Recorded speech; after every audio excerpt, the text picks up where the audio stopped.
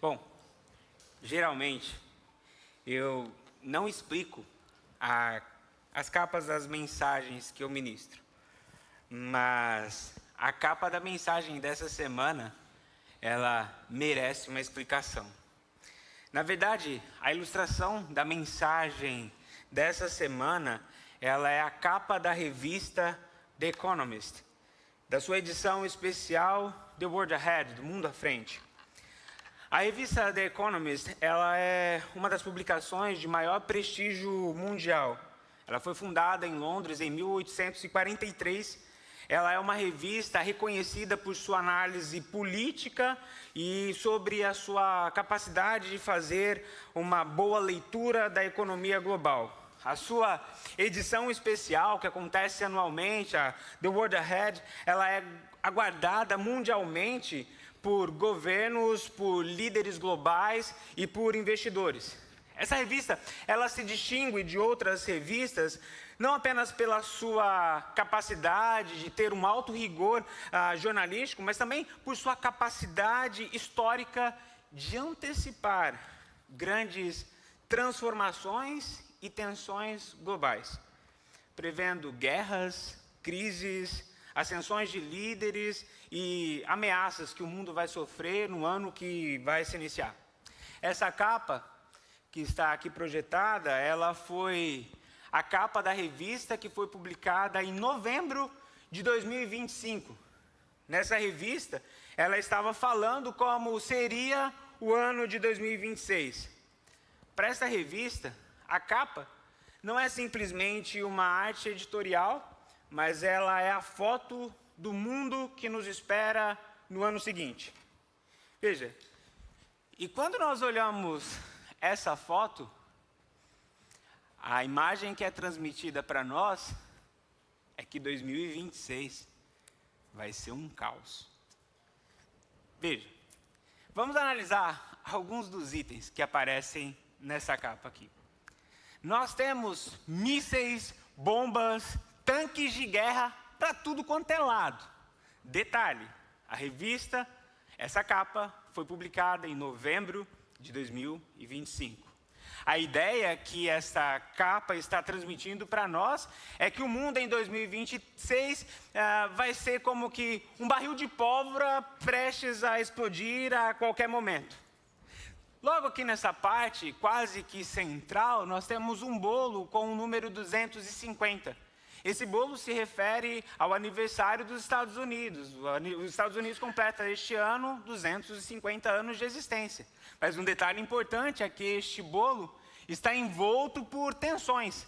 Veja que temos mísseis em volta deste bolo e temos um punho cerrado, como que uma imagem de uma realidade de protestos e de tensões internas dentro do próprio Estados Unidos.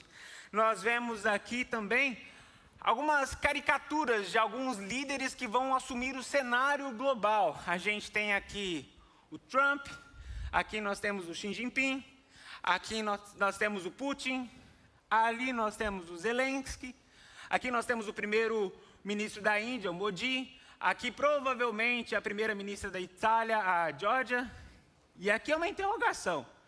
A gente não sabe se é o Benjamin Netanyahu ou se é o Lula. Não, não é brincadeira mesmo, não dá para saber exatamente o que é essa figura aqui. Além disso, o que mais que essa imagem nos mostra? Bom, nós temos aqui esse navio cargueiro mostrando uma guerra comercial que vai estar acontecendo. Nós temos também aqui a imagem de uma instabilidade financeira cheia de altos e baixos e parece que vai terminar para baixo. Temos aqui também a realidade da inteligência artificial, esses dilemas de como a inteligência artificial vai controlar a mente humana. A gente tem aqui um cérebro sendo controlado por um controle de videogame. Temos robôs por todas as partes. Nós temos também aqui a imagem que o globo está sendo distribuído em uma bola de futebol e um jogador aqui, porque afinal de contas esse é o ano da Copa. E também o que não poderia faltar em 2026 são os remédios e as seringas do Monjaro. As seringas e os remédios de emagrecimento, eles estão presentes também no ano de 2026. Veja, quando a gente olha para uma capa dessa, qual é o sentimento que ela transmite sobre o mundo? Insegurança. É um caos. Se olharmos para as outras edições, a capa era um tanto quanto diferente, era distribuída em quadradinhos, mas esse ano a imagem é um caos. É dinheiro voando para tudo quanto é lado, míssil voando para tudo quanto é lado, é governador, é robô, é tudo, é caos. E essa imagem de caos, ela traz essa sensação de insegurança. Mas, para além da realidade global, nós temos também a capa da nossa própria vida. Nós temos também as tensões, as realidades que cada um de nós vivenciamos na nossa jornada. Nós temos as nossas guerras particulares, nós temos as realidades dos dramas familiares que enfrentamos, os sentimentos, as enfermidades que lutamos. O fato é que se nós fôssemos pintar uma capa de revista particular para cada um de nós, muito provavelmente a capa da revista da nossa vida para o ano de 2026 não seria muito diferente do que essa capa. A gente teria de pintar as guerras que enfrentamos, enfermidades que estamos enfrentando, medicamentos que estamos tomando, instabilidade financeira que a gente está enfrentando, confrontos internos, sejam eles familiares ou sejam eles emocionais, intelectuais. Veja, essas e outras muitas realidades provavelmente pintariam uma revista, uma capa de revista muito parecida com essa, deixando bem claro, mais uma vez, o sentimento de insegurança sendo instaurado no coração humano. Se a gente fosse falar de um sentimento que tem como que unido os corações neste ano, é o sentimento de insegurança. E diante dessa realidade, de uma insegurança global, de uma insegurança pessoal, a pergunta que vem é: como desfrutar de segurança em um mundo em caos? Por isso, o título da mensagem de hoje é Insegurança. E o subtítulo é Como desfrutar, encontrar segurança em um mundo em caos. Para refletir sobre esse tema, nós vamos ler o Salmo de número 46. E eu quero convidar você a abrir as suas Bíblias e mantê-la aberta, porque nós vamos revisitar este texto ao longo de toda a mensagem. E este texto é o que vai nos responder essa pergunta. Será que é possível a gente vivenciar segurança em um mundo tão caótico? E se sim, como?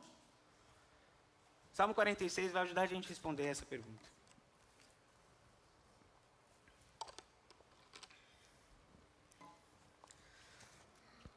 Diz assim a palavra de Deus: Deus é nosso refúgio e fortaleza, socorro bem presente na angústia. Por isso não temeremos, ainda que a terra trema e os montes afundem nas profundezas do mar, ainda que as águas venham a rugir e espumar, ainda que os montes estremeçam na sua fúria. Interlúdio. Há um rio cujas águas correntes alegram a cidade de Deus, o lugar santo das moradas do Altíssimo.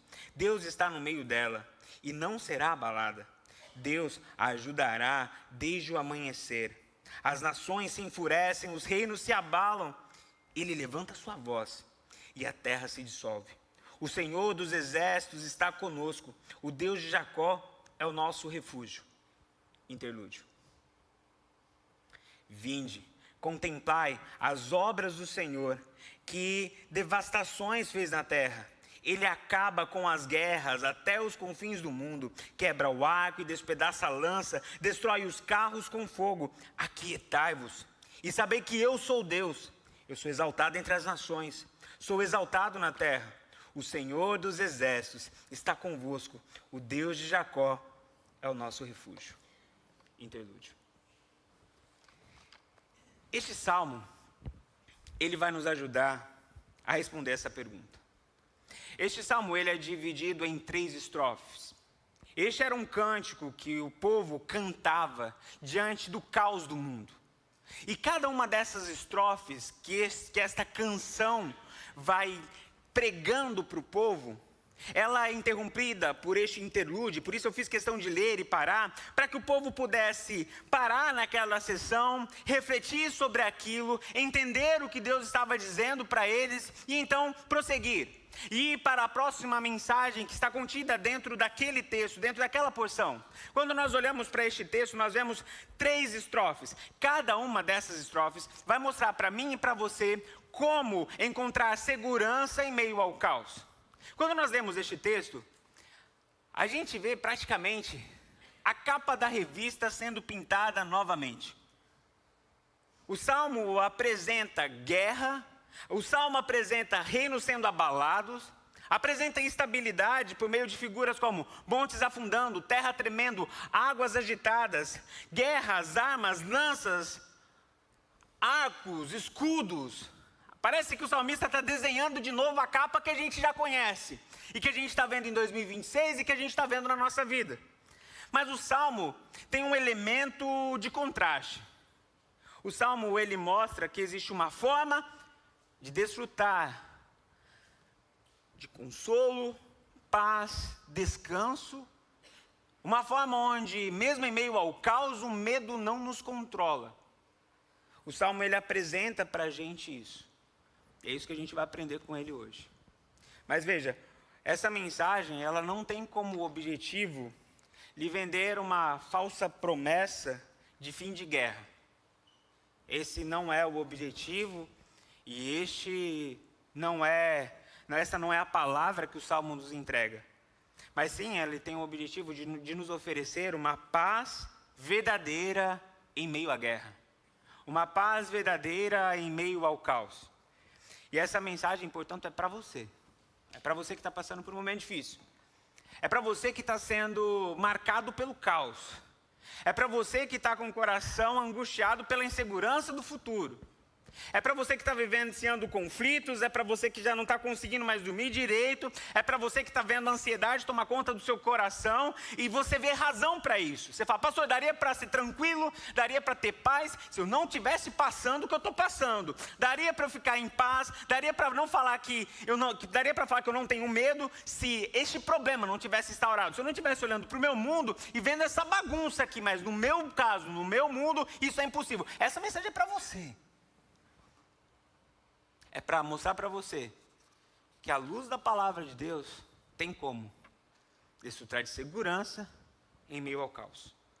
E o primeiro conselho que o Salmo nos dá é que para que possamos desfrutar de segurança em meio ao caos, a primeira coisa que precisamos fazer é fazer de Deus o nosso refúgio, fortaleza e auxílio. É exatamente isso que está presente nos 3 primeiros versículos. Na primeira estrofe, Deus é o nosso refúgio e fortaleza, socorro bem presente no dia da angústia. Essa estrofe, ela diz que o fato de Deus ser quem Ele é que traz para nós a segurança, que faz com que o medo não tome conta da nossa vida. Ainda que, mesmo que, o mundo esteja em caos. E a ideia, a presença do mundo em caos, ela é representada aqui de uma maneira muito clara. Terra tremendo, montes afundando, águas turbulentas. Isso aqui está bem claro. E o que o texto diz é, ainda que isso aconteça, eu não temerei. Ainda que isso aconteça, eu tenho a tranquilidade, o temor não entra no meu coração, porque o Senhor é o meu refúgio, o Senhor é a minha fortaleza, o Senhor é o meu socorro. Veja, essa primeira parte do Salmo, ela fala aqui daquele momento em que as bases daquilo que sustenta o nosso mundo são abaladas. Trazendo isso para o nosso contexto, o que o salmista está falando aqui é daquele momento em que o seu casamento foi destruído, que o seu processo migratório foi negado, que a sua empresa declarou falência. Ele está falando aqui do momento em que você recebeu um diagnóstico de enfermidade. Ele está falando aqui daquele momento em que você recebeu a notícia que uma pessoa que era para você base emocional, segurança, que essa pessoa morreu. Ele está falando aqui daquele momento em que você recebe a notícia que um líder espiritual que você admirava caiu. E que você olha para a sua vida e se vê sem chão. O salmista está dizendo, ainda que isso aconteça, eu não temerei, porque o Senhor é o meu refúgio, a minha fortaleza e o meu socorro. Ainda que este caos aconteça na minha vida, tudo que é base seja tirado, tudo que para mim é segurança seja tirado, é chão tremendo, é água agitada, é montes afundando, mesmo que eu perca o meu chão, eu não temerei. E por que eu não temerei? Porque o Senhor é o meu refúgio, o Senhor é minha fortaleza, o Senhor é o meu socorro. Vamos olhar um pouco sobre cada um desses elementos. Refúgio. Um dos significados da palavra refúgio é onde nós nos escondemos da tempestade. Isso aqui dentro do contexto hebraico. É como se fosse um shelter. Esse significado é apresentado na palavra de Deus em vários versículos. Eu vou citar apenas um, Isaías 4, verso 6. O Senhor é refúgio e esconderijo contra a tempestade. O que o salmista está dizendo aqui é, quando as minhas bases são tiradas, eu não temo, porque eu tenho para onde correr. Ainda que a vida vier como uma grande tempestade sobre mim, o Senhor é aquela realidade que eu vou me proteger, é onde eu me escondo, é para onde eu corro. Ele não é apenas o meu refúgio, mas Ele é a minha fortaleza. A palavra fortaleza aqui nos remete à realidade de uma cidade que ela é cercada por muros com pedras fortes e com portão de aço, que impede o ataque dos inimigos. O que o salmista está falando é, ainda que pessoas se levantem contra mim, exista a ameaça de ataque, eu não tenho medo, porque eu tenho um protetor. É aquele que guarda, ele não dorme, ele vigia, ele me protege. Eu não estou à mercê do acaso, eu tenho um Deus que me protege. Ele é refúgio, ele é fortaleza, ele é socorro. A palavra socorro aqui, ela se refere tanto a um reforço militar no meio da guerra, quando o exército está perdendo, então chega tropas para ajudar, como também um auxílio de sustento, de mantimento. É quando as coisas apertam e chega alguém e fala, toma aqui algo para te ajudar, toma aqui uma cesta básica, toma aqui recursos, grãos para você plantar, toma aqui a comida para você comer. O que o salmista está dizendo, ainda que venha escassez, a realidade que eu acredito que era a base de sustento da minha vida, ainda que a minha conta zere, eu não tenho medo. Por quê? Porque Deus me sustenta. É Ele que vai enviar pessoas para estar do meu lado, lutando junto comigo. É Ele que envia pessoas para estar trabalhando comigo, para sustentar. É Ele que envia recursos, é Ele que faz milagre. Veja, o que o salmista está dizendo é que ele não tem medo, não porque não vai ter tempestade, não porque os inimigos não vão se levantar, e muito menos porque não vai ter escassez. O que o salmista está dizendo é que ele tem paz, porque se levantar uma tempestade, ele tem abrigo. Se levantar inimigo, ele tem refúgio. E se surgir escassez, ele tem um sustentador. Quando o salmista apresenta isso, ele está mostrando para nós que ele está preparado para enfrentar a tempestade. Veja, aqui é o salmista dizendo para nós que o Senhor é o nosso refúgio, que às vezes Ele não vai nos livrar da tempestade, mas Ele vai ser o refúgio, o lugar onde nós vamos ver a tempestade, vamos ouvir a tempestade, vamos atravessar a tempestade, mas nós não seremos abalados, porque Ele vai cuidar de nós.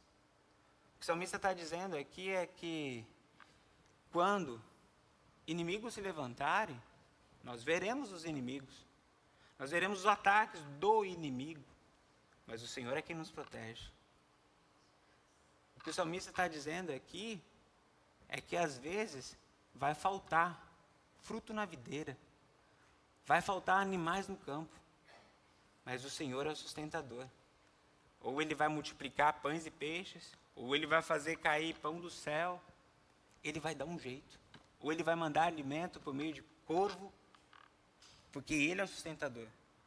Meu irmão e minha irmã, se o seu mundo está um caos, se você está com medo, se a angústia está tomando conta do teu coração, se você não está conseguindo dormir, se você não está conseguindo sorrir por conta do caos, porque os montes estão afundando, as águas estão agitadas, porque os problemas estão chegando na tua casa, na tua vida, o Senhor trouxe aqui você nessa manhã, Ele te trouxe nessa manhã para dizer para você, para te lembrar que Ele, não pessoas, não os seus recursos, não os seus esforços, Ele é o teu refúgio.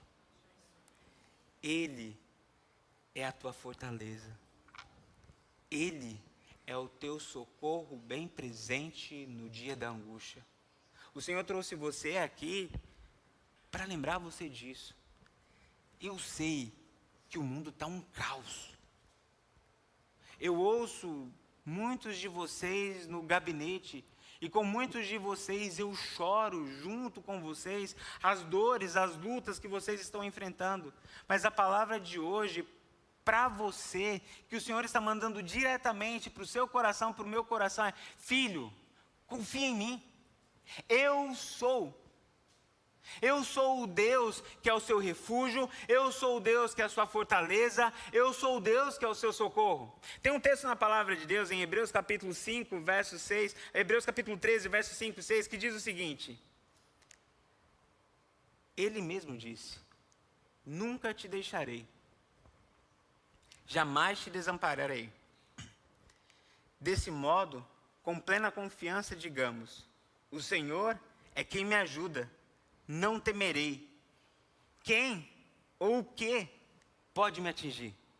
Veja, a gente está falando aqui no Novo Testamento. A gente está aqui com uma palavra direta de Deus para os nossos corações. Aqui nós temos como que um diálogo, onde somos lembrados de uma fala de Deus, onde somos convidados para recitar a nossa fé diante dessa promessa de Deus, como uma realidade que nos fortalece no meio do caos. Essa não é uma palavra que vai nos livrar do caos, não é uma palavra que nos promete a isenção dos problemas, da escassez, mas que nos promete, ainda que tudo aconteça, nós podemos ficar livres do medo, nós podemos ter paz, nós podemos desfrutar de segurança, porque o Senhor é aquele que nos protege, aquele que nos garante, que nunca vai nos deixar.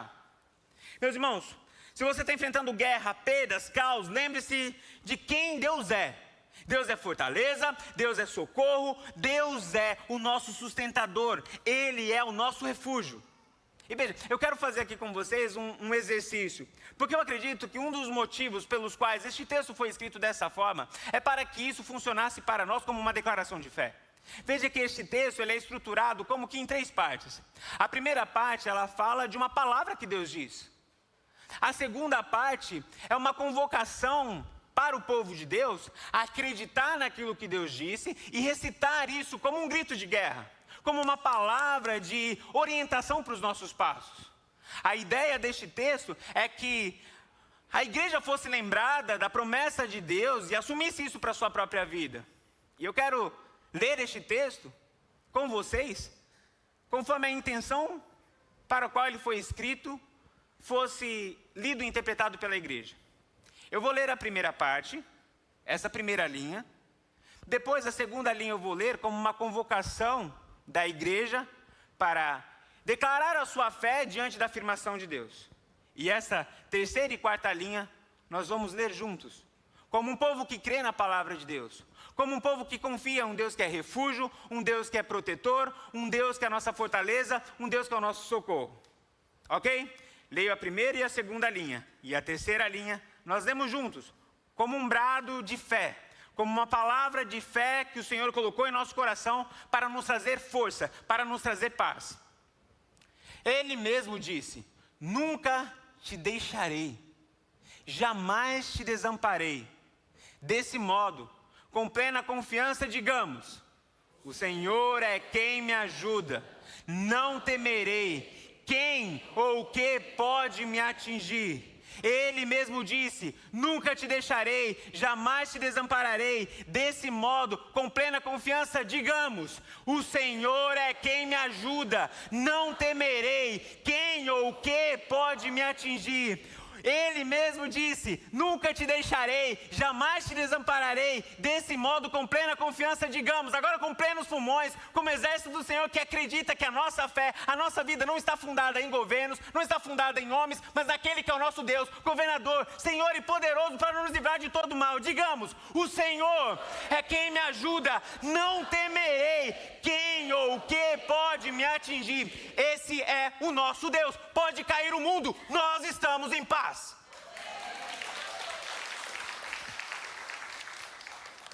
O segundo conselho que o texto nos traz é: desfrute da presença de Deus.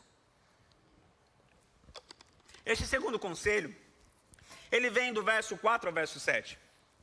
Diz assim a palavra de Deus: há um rio, cujas correntes alegram a cidade de Deus, o lugar santo das moradas do Altíssimo. Deus está no meio dela. e não será abalada. Deus ajudará desde o amanhecer. As nações se enfurecem, os reinos se abalam. Ele levanta a voz e a terra se dissolve. O Senhor dos exércitos está conosco. O Deus de Jacó é o nosso refúgio. Veja, um dos nossos maiores desafios no meio do caos é desfrutarmos da presença de Deus. Porque muitas vezes o sentimento que nós temos no meio do caos, no meio da luta, no meio da dificuldade, é o sentimento de abandono. Porque o nosso raciocínio muitas vezes funciona da seguinte forma: se Deus está presente, não tem problema. Se Deus está presente, não há luta, não há dor, não há enfermidade. Portanto, se há dor, se há luta, se há enfermidade, se há caos, é porque Deus não está. Como então desfrutar da presença no meio do caos? Esse raciocínio é um raciocínio verdadeiro? Às vezes sim. Às vezes sim. Às vezes Deus entra por uma porta e a morte corre para outra porta. Às vezes Deus entra por uma porta e a enfermidade sai por outra porta. Às vezes sim. Às vezes a presença de Deus resulta em ausência de causa, ausência de dor, ausência de problema. Às vezes sim. Mas às vezes não. Às vezes, na mesma história, você tem tempestade e Jesus no barco. Às vezes, na mesma história, você tem deserto e presença de Deus. Às vezes, na mesma história, você tem fornalha e anjo do Senhor. Isso deixa claro para nós que a presença do problema e do caos não significa a ausência de Deus. E veja, essa parte do Salmo, ela faz questão de deixar isso muito claro para nós. Que existia a presença de nações se enfurecendo, existia a realidade de reinos sendo abalados, mas ao mesmo tempo, Deus estava presente no meio da sua cidade como um rio trazendo alegria. E veja, quando nós vamos estudar a realidade sobre a presença de Deus, nós descobrimos que esta realidade de presença de Deus, ela não repousa sobre Jerusalém, ou sobre Roma, ou aqui com todo respeito e carinho aos cariocas, sobre o Rio de Janeiro, por conta do Cristo Redentor. Quando nós vamos estudar sobre a realidade da presença de Deus, nós descobrimos que qual é o lugar onde Deus habita? Qual é o lugar onde Deus está? Segundo a palavra de Deus, Isaías capítulo 57, verso 15. Pois assim diz o alto e sublime Deus, que vive para sempre e cujo nome é santo. Habito num lugar alto e santo, no céu, mas habito também com o contrito e humilde de espírito, para dar novo ânimo ao espírito do humilde e novo alento ao coração do contrito. Onde Deus habita? Deus habita no coração daqueles que confiam nele, naqueles que entregam sua vida, naqueles que entregam o seu caminho ao Senhor. É ali onde Deus habita. E nós vemos o Salmo reforçando essa mensagem quando diz: Deus está conosco. Portanto, nós podemos dizer com toda certeza que nem sempre a presença de Deus elimina o caos, mas podemos dizer com toda certeza que mesmo que a presença de Deus não elimine o caos, a presença de Deus nos traz alegria e paz em meio ao caos. O que nós devemos fazer, portanto, é desfrutar da presença do Senhor. Veja que os dois textos, tanto o Salmo 46, que está sendo usado aqui, como Isaías, que é o texto que eu acabei de ler, fala sobre essa realidade, a presença de Deus em meio ao caos, na vida do seu povo, trazendo novo ânimo, trazendo alento ao coração, trazendo alegria, sendo como um rio que flui no meio da cidade. Veja, muitas vezes nós pensamos que a alegria só pode ser desfrutada depois dos problemas terem sido resolvidos. Muitas vezes a gente acredita que a alegria só vai voltar, a paz só vai voltar quando a cura chegar, quando a conta for paga, quando a guerra acabar, quando a última bomba for lançada, quando todos os problemas forem resolvidos. Aí então eu vou poder voltar a dormir, vou poder voltar a sorrir. Mas olha, se essa for a sua forma de pensar, eu tenho duas notícias para você. Uma notícia ruim e uma notícia boa. Vamos de notícia ruim primeiro.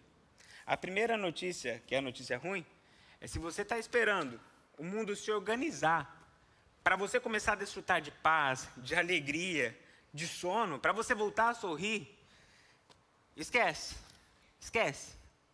Porque aqui na Terra é mais ou menos assim. Você sai de uma guerra, você entra em outra.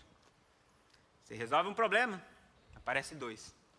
Você resolve a situação de saúde, aí você começa com a situação do trabalho, resolve a situação do trabalho, da saúde, aí você começa com a situação da família. A vida aqui na Terra é assim. No mundo a gente tem aflição. E tem aqueles que acreditaram assim: ah não, mas quando eu mudar para os Estados Unidos, aí eu vou ser feliz. Aí eu não vou ter problema. Coitado. Porque chegou aqui e descobriu que não apenas os problemas não acabaram, eles continuaram, mas em muitas vezes o problema dobrou. Porque agora você tem problema do Brasil para resolver e problema dos Estados Unidos para resolver. Se você for esperar os problemas se resolverem para você ser feliz, esquece. Porque isso nunca vai acontecer. Sempre vai ter coisa fora do lugar. Sempre vai ter uma dorzinha te incomodando. Sempre vai ter uma guerra aqui, ali, com alguém ali, te perturbando. E se você esperar isso para você entregar alegria, felicidade, sorriso para as pessoas que estão à sua volta, para desfrutar da presença de Deus, você nunca vai conseguir. Essa é a má notícia. No mundo tereis aflições. Mas agora vamos para a boa notícia.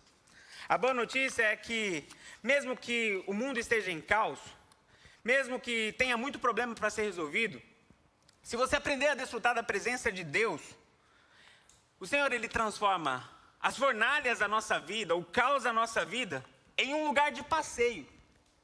Falo isso trazendo como ilustração a história de Sadraque, Mesaque e Abidnego. Daniel capítulo 3, verso 25 diz o seguinte: tornou ele e disse: eu, porém, vejo 4 homens soltos que andam passeando dentro do fogo, sem nenhum dano. E o aspecto do 4º homem é semelhante ao Filho de Deus.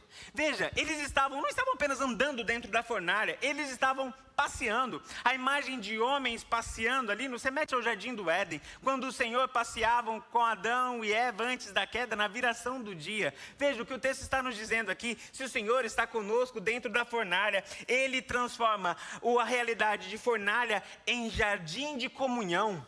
Ele transforma a prisão em lugar de adoração. Agora uso a imagem de Paulo e Silas na prisão. Quando nós olhamos para Atos capítulo 16, verso 25. Pois por volta da meia-noite, Paulo e Silas oravam e cantavam louvores a Deus. Os demais companheiros de prisão escutavam. Veja, o que essas histórias têm em comum? Eles cantavam, eles adoravam, eles passeavam porque eles estavam num jardim. Eles andavam, eles cantavam, eles passeavam porque eles estavam numa situação de conforto? Não, muito pelo contrário. Eles estavam em um lugar de opressão, eles estavam num lugar de injustiça, eles estavam num lugar de humilhação. Mas mesmo assim eles cantavam, mesmo assim eles oravam, mesmo assim eles passeavam, mesmo assim eles adoravam. Por quê? Porque eles estavam desfrutando da presença de Deus. A presença de Deus transforma fornalha em lugar de comunhão. A presença de Deus transforma a prisão em lugar de adoração. O que nós precisamos não é a ausência dos problemas, mas é a presença de Deus. E aí a pergunta que vem é: como desfrutar da presença de Deus? Eu poderia aqui citar muitas formas sobre como desfrutar da presença de Deus, mas eu vou usar uma que aparece no texto, que é ouvir a voz de Deus. Nessa seção do Salmo, o salmista apresenta um Deus que fala. Ele vai mostrar a realidade de um Deus que fala, que dá ordem, e quando Ele fala, os montes se derretem. Veja, para nós desfrutarmos da presença de Deus, uma das práticas que precisamos cultivar é ouvir a voz de Deus.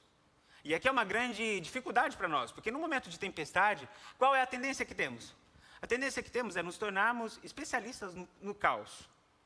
Se descobrimos uma enfermidade, a gente vai para o YouTube e a gente pesquisa tudo sobre a enfermidade. A gente vai para o ChatGPT e faz todas as perguntas. A gente deixa o ChatGPT doido. E aí a gente vai se tornando especialista no caos. A gente está enfrentando um problema, o que a gente faz? A gente fica pensando no problema, regando a nossa mente com o problema. E não tem problema você buscar saber sobre.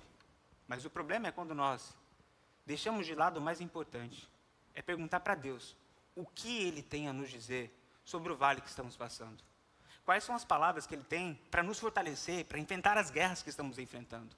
É nós procurarmos mais pessoas, lugares inteligência artificial do que a inteligência sobrenatural. Aqui está o problema. E muitas vezes nós esquecemos de buscar e ouvir a voz de Deus. Deixamos de perguntar o que Ele tem a nos dizer. E quando nós vamos desfrutar da presença de Deus e buscamos a voz dEle, ouvimos palavras como: não temas, eu sou contigo. Quando nós vamos buscar a presença de Deus e ouvir a voz dEle, nós ouvimos palavras como aqui está em Isaías capítulo 49, verso 15 e 16. Ainda que uma mãe se esqueça do seu filho que ainda amamenta, eu, porém, nunca me esquecerei de você, porque eu tenho o teu nome gravado na palma das minhas mãos. Desfrutar da presença de Deus é você praticar aquilo que está na palavra de Deus, que diz: eu trago à memória aquilo que me traz esperança. É você, no meio do caos, você construir um refúgio na palavra. Essa é uma forma didática e uma dica muito prática para você que está passando um momento de caos na sua vida. Construa um refúgio da palavra na sua vida, na sua casa. O que seria um refúgio na palavra? É um lugar que você vai em uma hora marcada, específica, seja na sua casa, seja no seu trabalho, seja em um lugar onde você vive, mas ali, todos os dias, você está presente, você comparece à presença de Deus, e ali você lê a palavra, ali você ora, ali você adora, ali você fica em silêncio na palavra de Deus, diante de Deus. E naquele momento, naquela comunhão, o Senhor vai derramando sobre a sua vida palavras, orientações que vai te fortalecer para enfrentar as suas guerras, que vai derramar sobre a sua vida unção, autoridade, ousadia, que o mundo vai olhar você enfrentando as suas guerras e vai falar: de onde ele tira tanta força? De onde ele tira tanta alegria no meio de tanto caos? E a nossa resposta sempre será: é na presença de Deus, porque o Senhor é a minha força, o Senhor é aquele que me fortalece, é a palavra de Deus que traz vida para mim. Aqui, esse refúgio secreto serve para nós como a realidade de paz, segurança, ânimo, força em meio ao caos. Veja, muitas vezes nós lembramos de Daniel apenas diante da realidade do leão. Mas nós não podemos esquecer que o Daniel que enfrentou o leão era o Daniel que vivia em oração, que 3 vezes por dia estava diante do Senhor, no seu refúgio na palavra, orando e adorando ao Senhor. Meus irmãos, a vitória pública de Daniel dentro da cova dos leões foi antecedida pelas batalhas e pelos encontros privados que ele tinha com Deus todos os dias. Assim é na minha e na sua vida. As nossas vitórias públicas diante das guerras, do caos que estamos enfrentando na nossa vida, elas só serão realidade de vitória, de louvor, de adoração, quando nós estabelecemos em nossa vida realidade de intimidade privada com o Senhor, de entrarmos no nosso quarto, fecharmos a porta e termos ali com Ele tempo de intimidade, tempo de comunhão, tempo de relacionamento com Ele. Você está em caos, no meio do caos? O que você precisa não é que os problemas sejam resolvidos para que você tenha paz, mas é desfrutar da presença de Deus para que você consiga enfrentar as realidades que estão à sua volta. Quando nós olhamos para os Salmos, é isso. Existe um rio. Esse rio está no meio da cidade. Existe um rio. Esse rio está no meio do nosso coração, no meio da nossa vida. É o desfrutar dele que faz com que nós nos enchamos de alegria, independente do que está acontecendo aqui fora. A terceira e última realidade que o Salmo nos apresenta para que a gente consiga encontrar segurança no meio do caos é: confie no poder de Deus. Verso 8 a 11 diz: vinde, contemplai as obras do Senhor, que devastações fez na terra. Ele acaba com as guerras até os confins do mundo, quebra o arco, despedaça a lança, destrói os carros com fogo. Aquietai-vos e sabei que eu sou Deus. Eu sou exaltado entre as nações, eu sou exaltado na terra. O Senhor dos exércitos está conosco, o Deus de Jacó o Senhor de Jacó é o nosso refúgio. Veja, Deus coloca aqui o holofote, o Salmo coloca aqui o holofote sobre as obras de Deus. Aqui é Deus chamando a nossa atenção, a atenção do leitor, para o poder dele, de fazer o impossível. O texto mostra aqui um Deus que acaba com as guerras até os confins do mundo. O texto mostra aqui um Deus que quebra o arco, despedaça a lança, destrói carros com fogo. E o mais interessante é que quando chega no final do texto, parece que Deus pega o microfone da mão do salmista. Porque durante todo o salmo, é o salmista falando sobre Deus. Ele, o Deus, o Senhor. Mas quando chega aqui, no verso 10, é como se Deus tivesse pego o microfone da mão do salmista e agora ele deixa a terceira pessoa, não é mais ele, não é o Deus, e agora sou eu. E ele diz: aquietai-vos e sabei que eu sou Deus, eu sou exaltado entre as nações, eu sou exaltado na terra. Aqui é o Senhor dizendo para ele, revelando para cada um de nós de uma maneira muito direta e pessoal: eu sou Deus, eu sou todo-poderoso.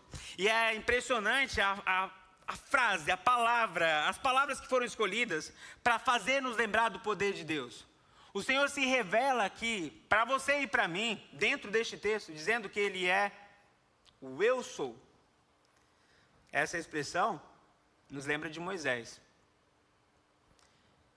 Essa expressão fala de um Deus que não apenas fez coisas no passado, mas fala de um Deus que faz coisas inéditas, milagres que nunca foram vistos. É o Deus que é o Deus do presente. É um Deus que fez milagres no passado? Sim, mas é um Deus que faz hoje milagres que nós nunca poderíamos imaginar. Esse é o diálogo de Deus com Moisés. Por que Deus se revela para Moisés como eu sou? Porque Deus estava falando para Moisés: Moisés, eu vou libertar um povo do Egito. E aí Moisés olhava no repertório dele, de tudo que ele tinha ouvido sobre o povo judeu, sobre a história judaica, e falou: Deus, eu nunca vi um Deus libertar um povo da terra do Egito, de uma grande potência assim. Era como se Deus estivesse dizendo para Moisés: Moisés, não interessa. Porque eu não sou apenas o que eu fui, o que eu fiz no passado. Eu sou o que sou. Eu sou o Deus que faz coisas novas. E aquilo que você nunca viu, eu sou capaz de fazer. Embora você nunca tenha visto um Deus libertar um povo de uma grande nação, eu vou me revelar para você como o Deus que é o libertador. Porque eu sou o Deus libertador. Mas Deus, o Senhor está falando que vai sustentar uma nação inteira num deserto. É mais ou menos 1 milhão de pessoas. E aí a jornada, depois a gente descobre que é 40 anos. Como é que sustenta uma nação inteira de 1 milhão de pessoas por 40 anos no deserto? Alimento, realidade de sustento, para que ninguém morra de frio, de sede, de fome, de calor. Ele fala: Moisés, eu sou o Deus sustentador. Sabe, essa realidade que o Senhor está mostrando aqui para nós é para nos trazer paz em meio ao caos. Para dizer que sim, Ele tem poder. Poder para fazer infinitamente mais do que podemos pedir, pensar ou imaginar. No meio do caos, muitas vezes nós enfrentamos a ansiedade, a angústia por falta de repertório. Senhor, eu nunca vi ninguém passar o que eu estou passando. Senhor, eu nunca passei o que eu estou passando agora. Eu nunca vi o Senhor fazer um milagre na minha vida, nessa área, que eu estou enfrentando um problema agora. Senhor, eu nunca vi o Senhor nunca fazer algo na vida dos outros. Agora, como que eu vou descansar? Como que eu vou confiar num momento como esse? E aí, então, o Senhor fala aqui por meio do salmista: confia no meu poder, porque eu sou o Deus Todo-Poderoso. Mesmo que você não tenha visto, eu sou o Deus Todo-Poderoso, o Deus que faz milagres inéditos.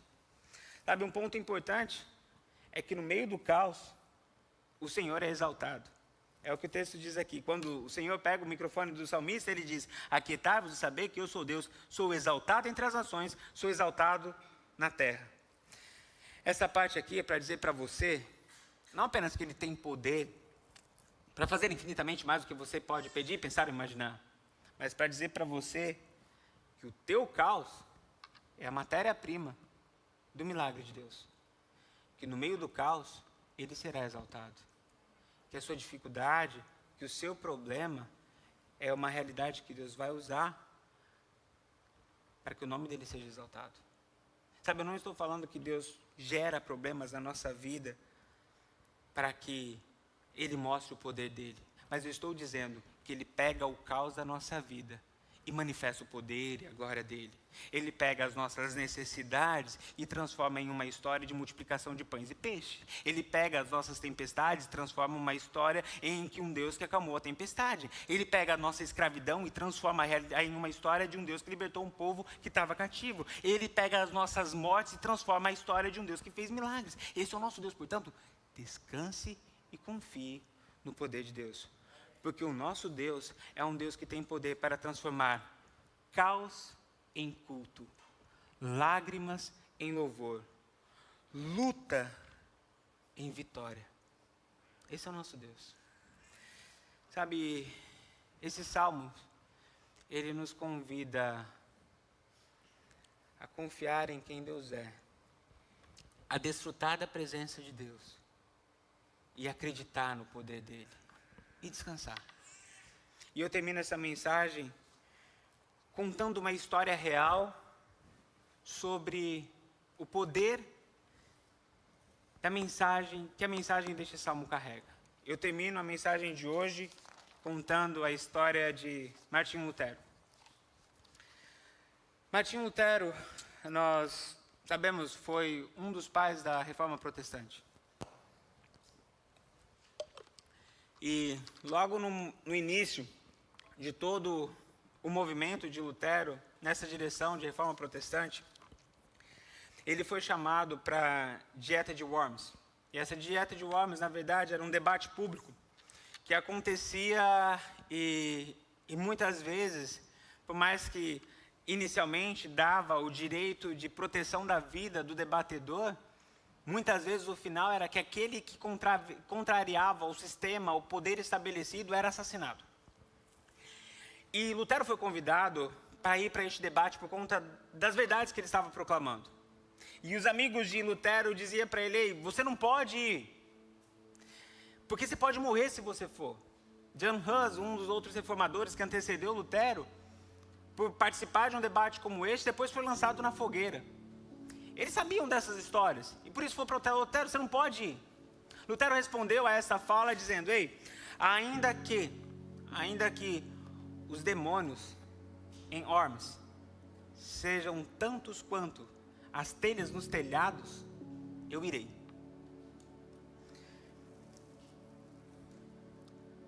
E aí ele começa a se preparar para participar deste debate. Ele começa a se preparar intelectualmente com a teologia bíblica, com os argumentos, mas também espiritualmente, com oração, jejum e com a leitura do Salmo 46.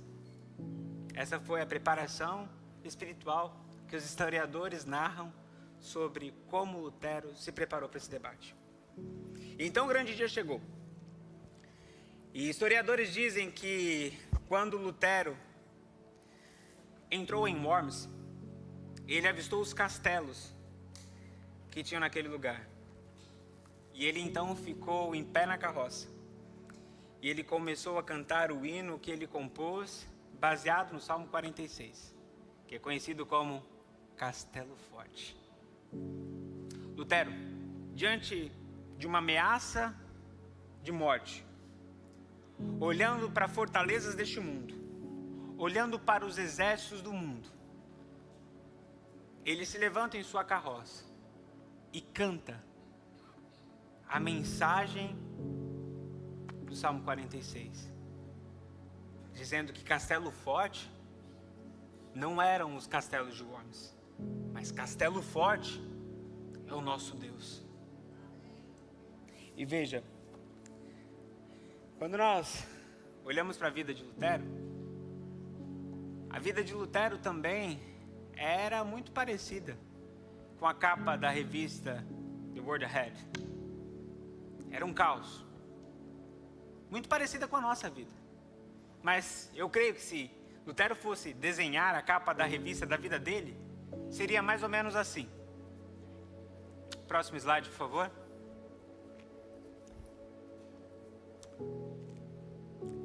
Essa seria mais ou menos a capa da revista da vida de Lutero. Teriam forcas, espadas, fogueira, líderes se levantando contra ele, mas no centro da capa existiria um castelo forte, levantando uma bandeira, dizendo: "Eu sou Deus." E Lutero estaria dentro desse castelo forte, não em agonia, não se debatendo, mas em paz, desfrutando de uma paz que excede todo entendimento, mesmo que o mundo estivesse em caos.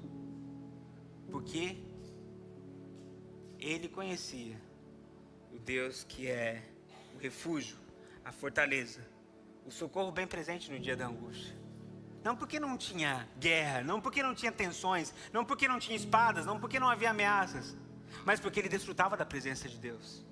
Não porque os homens não eram poderosos, não porque não tinham castelos, não porque não havia uma realidade iminente de uma morte, mas sim porque ele confiava no poder de Deus. E porque o castelo forte de Lutero era Deus, aquilo que era impossível, humanamente falando, acontecer, aconteceu.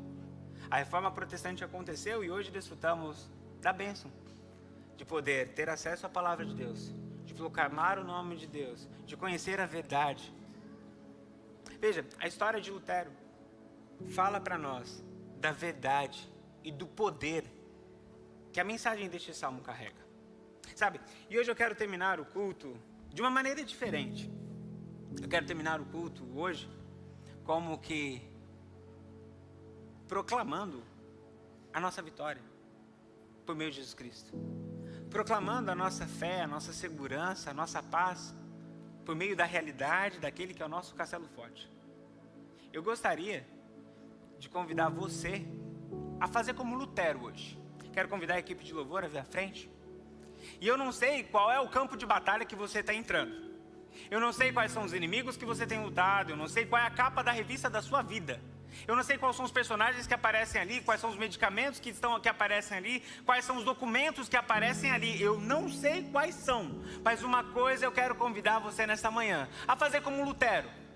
A se colocar em pé na sua carroça e dizer: castelo forte é o nosso Deus, independente do que está à minha volta. Os meus olhos não estão firmados neste mundo, a minha segurança não está fincada na realidade humana, mas eu creio em um Deus que é o castelo forte, espada, socorro bem presente no dia da angústia, o meu protetor, o meu libertador. Eu não vou me abater. Eu quero convidar você a se colocar em pé e nós vamos louvar a Deus com a canção de Lutero, dizendo: castelo forte é o nosso Deus. O objetivo é que você saia deste lugar nessa manhã com a cabeça erguida, com os olhos fitos no Senhor, dizendo: eu não serei abalado. Pode cair o mundo à minha volta, o Senhor é a minha rocha, o Senhor é o que me guarda, o Senhor é o que me protege. Posso enfrentar a batalha que for, a dificuldade que for, eu tenho um Deus. Isso não é mensagem positivista, isso não é mensagem de pensamento positivo, isso é fé, é palavra de Deus. O Senhor morreu, o Senhor ressuscitou para que nós vivêssemos em vitória. O que habita em nós é o Espírito Santo de Deus, aquele que tem poder para ressuscitar mortos, é aquele que tem poder para andar no meio da fornalha, é aquele que tem poder para abrir o mar. O teu Deus não é Deus fraco, o teu Deus é Deus de vitória. Por isso nós somos aqueles que carregam no seu sangue o sangue de Jesus Cristo. Portanto, igreja, se levante e no meio do caos desse mundo, seja você o mensageiro da paz,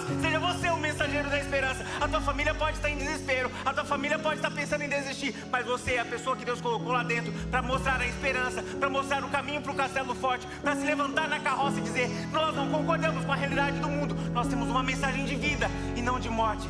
Castelo forte é o nosso Deus.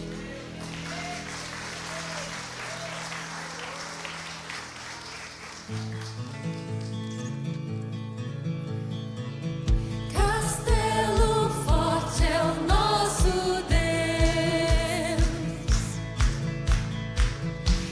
escudo em boa espada, com seu poder defende os seus. A sua igreja